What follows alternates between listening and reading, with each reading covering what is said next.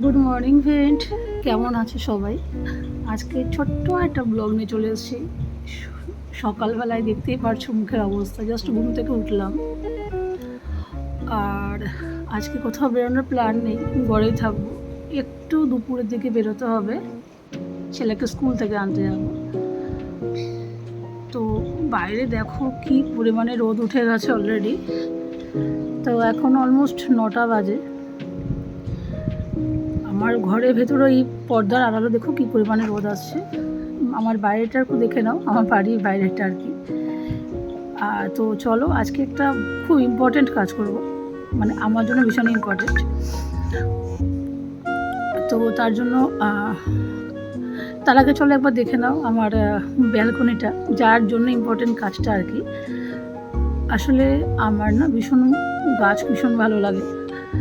আর ছোট্ট ব্যালকনি তো খুব বেশি জায়গা নেই, তো যেটুকুই আমি পাই ওখানে ছোটো ছোটো করে গাছ লাগাই।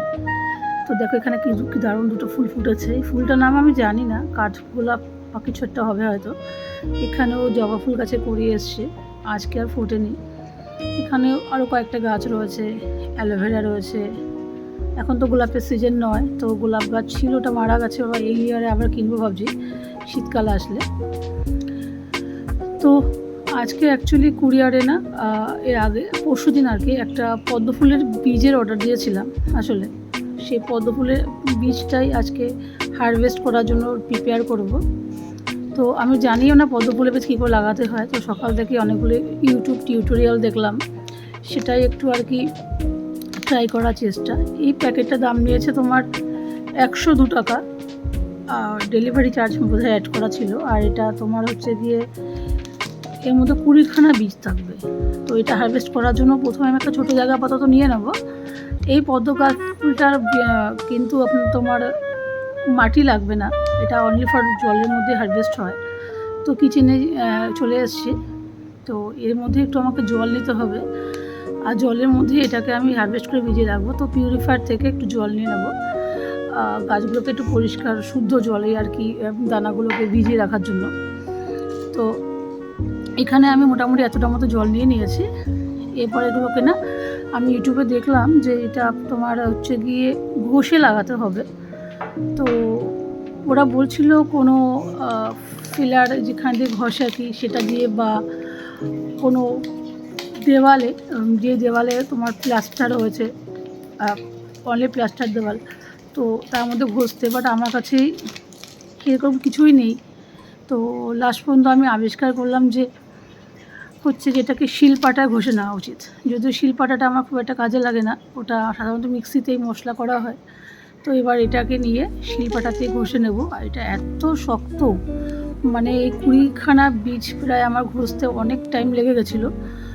তো এই যে দূর সাইডে যে তোমার আছে, বোটা দিকটা নয়, নিচের দিকটা, ওই জায়গাটা বলেছিল যে ভালো করে ঘষে এটাকে হোয়াইট অংশটা বের করে দিতে হবে। তো যাই হোক, আমি অনেকক্ষণ টাইম নিয়ে এটাকে প্রিপেয়ার করলাম। 20খানা বীজ ঘষতে প্রচুর সময় লেগেছিলো, কারণ দানাটা প্রচণ্ড শক্ত। তো এবার এগুলোকে এই গ্লাসটার মধ্যে ভিজিয়ে রাখবো।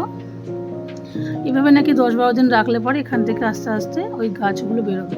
আর যখন গাছগুলো বেরিয়ে যাবে তখন ওটাকে আমি আবার একটা বড় টবে, ওখানে গাছটা বেরোনোর পরে ওটাকে একটা বড় টবের মধ্যে ওটাকে হারভেস্ট করব।